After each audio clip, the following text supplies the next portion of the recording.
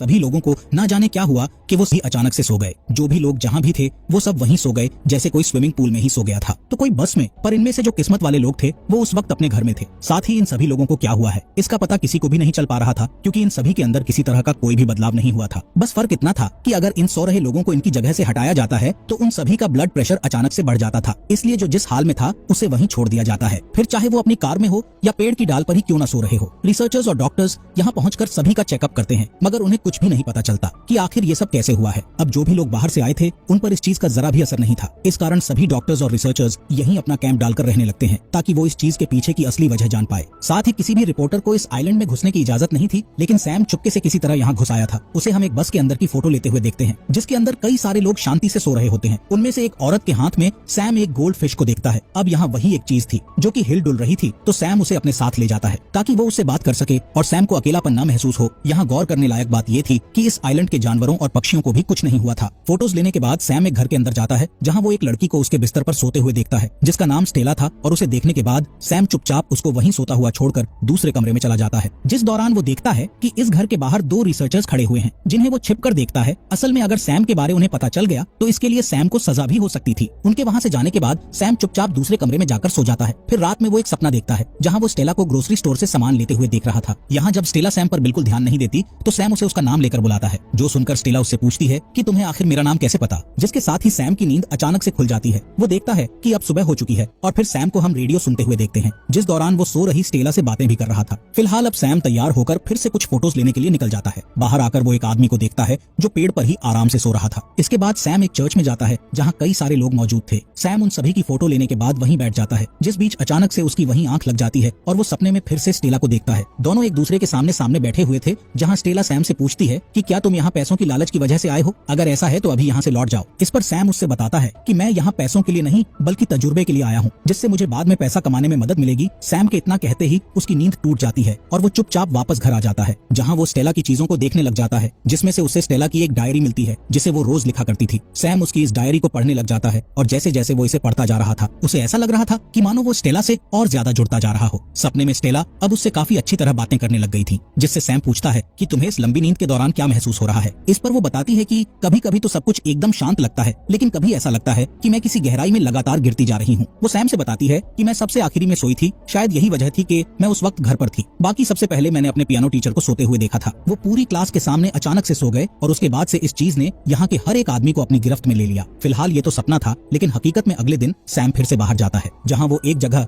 एक कार को देखता है जिसमें काफी सारे गुब्बारे भरे हुए थे। वो जब इस चीज को अपने कैमरे में कैद कर ही रहा होता है, तभी वो देखता है कि सामने के घर की बैल्कनी पर दो रिसर्चर्स खड़े हुए हैं। अब इससे पहले वो सैम को देख पाते, वो छिप जाता है और जल्दी से घर वापस आ जाता है। सैम को ये एहसास हो चुका था कि यहाँ रुकने की वजह से वो मुसीबत में पड़ सकता है, तो वो जल्दी से अपना सारा सामान पैक करके यहाँ से निकल जाता है। मगर जब वो किनारे पर बोट के पास पहुँचता है तो वो काफी देर तक वहाँ खड़ा होकर सोचने लग जाता है। दरअसल उसका दिल स्टेला को छोड़कर जाने का नहीं कर रहा था, इसलिए सैम वापस लौटने का फैसला लेता है ताकि वो स्टेला के साथ और समय बिता पाए। यहाँ हम समझ पाते हैं कि सैम कहीं न कहीं स्टेला को पसंद करने लगा था। वो अब जब भी सोता तो स्टेला उसके सपनों में उससे बात करने के लिए वहाँ मौजूद रहती। इसी तरह एक दिन जब वो सो जाता है तो सपने में वो स्टेला को अपने सामने बैठा हुआ देखता है। वो सैम से पूछती है कि तुम मुझे आज असली कारण बताओ कि तुम यहाँ क्यों आए हो। यहाँ स्टेला की जिद पर सैम आखिर उसे असलियत बताता है कि मैं इस आइलैंड पर 1 साल पहले अपनी छुट्टियां बिताने आया था। उस वक्त मैंने तुम्हें एक ग्रोसरी स्टोर में देखा, जिसके बाद तुम सीधा एक रेस्टोरेंट में गई, जहाँ मैं भी तुम्हारे पीछे जा पहुंचा, पर मेरी हिम्मत ही नहीं हुई कि तुमसे कुछ कह पाऊं। मुझे तुम पहली नजर में ही पसंद आ गई थी, लेकिन उसके बाद फिर कभी हम मिले ही नहीं। इसलिए आज मौका मिलने पर मैं यहाँ तुम्हारे लिए आया हूँ ताकि तुमको और अच्छे से जान पाऊं। फिलहाल सपने से बाहर आने पर असलियत की दुनिया में सैम ग्रोसरी स्टोर से घर का कुछ सामान लेने के लिए जाता है, जहाँ उसी वक्त दो रिसर्चर्स भी कुछ लेने के लिए आते हैं, जिसमें से एक सैम को वहाँ देख लेता है,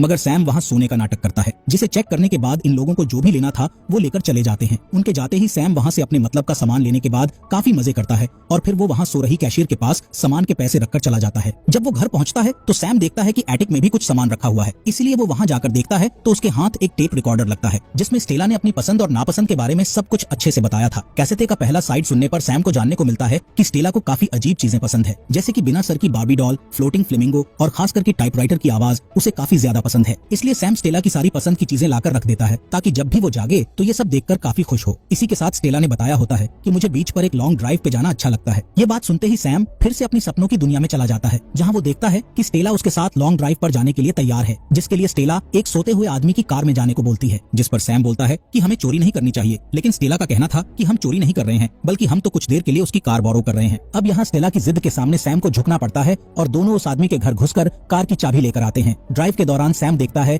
कि स्टेला कितनी खुशदिल लड़की है। यही वजह थी कि सैम को उससे प्यार हो गया। अब जैसे ही सैम अपने इस सपने से बाहर आता है, वो देखता है कि स्टेला के घर पर कुछ डॉक्टर्स उसे देखने के लिए आए हैं। दरअसल ये लोग हर हफ्ते इसी तरह चेकअप करने के लिए आते हैं, जिन्हें देख सैम जल्दी से अलमारी के अंदर छिप जाता है। डॉक्टर्स स्टेला को अच्छे से चेक करने के बाद यहाँ से चले जाते हैं। उनके जाते ही सैम अलमारी से बाहर आता है और फिर वो स्टेला का हाथ पकड़कर उसके बगल में लेट जाता है। यहाँ वो स्टेला से काफी सारी बातें करता है, जिसके बाद अगले दिन सैम फिर से एटिक में जाता है, जहाँ वो टेप रिकॉर्डर का दूसरा हिस्सा सुनने लग जाता है, जिसमें स्टेला ने अपनी नापसंद के बारे में बात की थी। इसमें स्टेला ने खास करके अपने अकेलेपन को लेकर बात की हुई थी। वो बताती है कि भले ही मैं अकेली रहती हूँ, लेकिन ये अकेलापन मुझे बिल्कुल भी पसंद नहीं है। जिस बात के साथ सैम फिर से स्टेला से बात करने अपने सपनों में पहुंच जाता है, जहाँ वो स्टेला से कहता है कि मैं तुम्हें कभी अकेला नहीं छोड़ूंगा। साथ ही वो ये भी बोलता है कि हर किसी का एक सोलमेट होता है, तो हो सकता है कि हम दोनों एक दूसरे के सोलमेट हो। उसकी इस बात पर स्टेला बोलती है कि मुझे तो ऐसा नहीं लगता। यहाँ उसके इस जवाब से सैम को एहसास होता है कि शायद वो यहाँ फालतू की वजह के कारण रुका है, इसलिए वो एक बार फिर से यहाँ से निकलने की कोशिश करता है। मगर इस बार भी वो नहीं जा पाता, बल्कि वो वापस आकर स्टेला की पसंद की चीजें बनाकर खाता है। जिस दौरान उसे हमेशा की तरह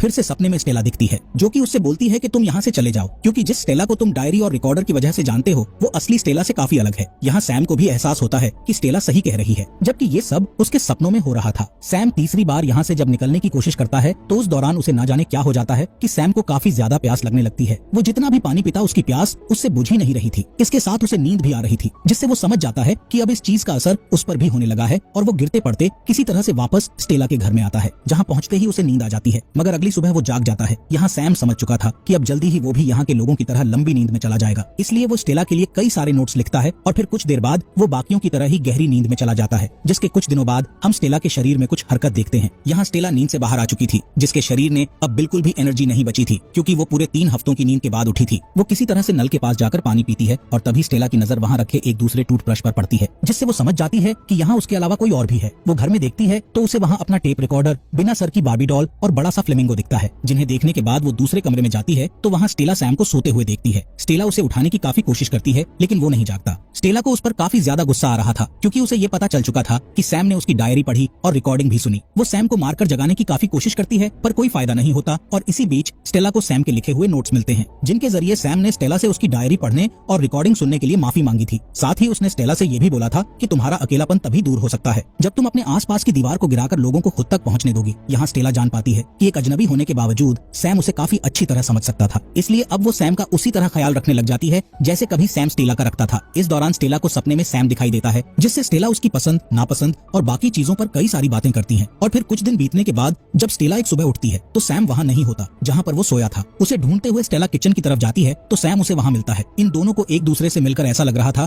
जैसे कि ये इनकी पहली मुलाकात ना हो, बल्कि दोनों एक दूसरे को काफी अच्छी तरह बातें कर रहे थे। उन्हें एक दूसरे के बारे सब कुछ पता था। यहाँ दोनों एक दूसरे से हाथ मिलाते हैं और फिर एक दूसरे की बातों में पूरी तरह से खो जाते हैं। अब मूवी के आखिरी सीन में हम बस में उसी औरत को नींद से जागते हुए देखते हैं, जिसके हाथ में गोल्ड फिश थी। यहाँ हम देख पाते हैं कि उसमें अब एक नहीं बल्कि 2 मछलियां थी, जो काम जाहिर है कि सैम का ही है। इसके जरिए वो बताना चाहता था कि इस फिश की तरह स्टेला अब अकेली